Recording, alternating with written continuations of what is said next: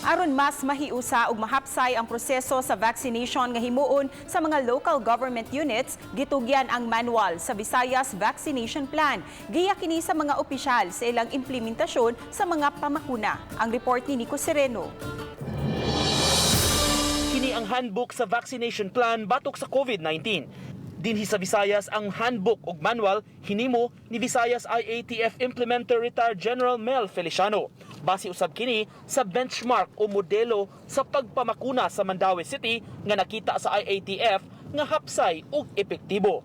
Ang handbook gipresentar karon sa mga opisyales ngadto sa mga mayor ug mga health officers aron magsilbi nila nga giya sa higayon nga kasugda na ang rollout sa mass vaccination. Gipangunayan ang pagtugyan sa handbook sa kadakuan sa DOH, Presidential Assistant for the Visayas, IATF ug provincial officials. Kining vaccination program matawag nato ug mahinungdanon kaayo nga kalihukan. It is a vital cog in our efforts to face the challenge of COVID-19. Ways that are systematic and organized to ensure the efficient, safe, and streamlined vaccination processes right here in the Visayas. Samtang gihulagway sa DOH, hapsay ra ang pagpamakuna karon sa mga LGUs sa mga medical frontliners. Sunod nila sa order of priority ang mga senior citizens.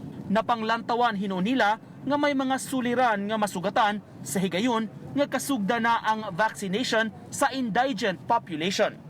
With the coming in or allocation of the vaccines at present, in trickles pa man, dili kita problemado pa. But come the month of May, when we will be receiving more, then a more organized distribution and allocation. Uban ni Godfrey Relien, Nico Sereno, Balitang Bisdak.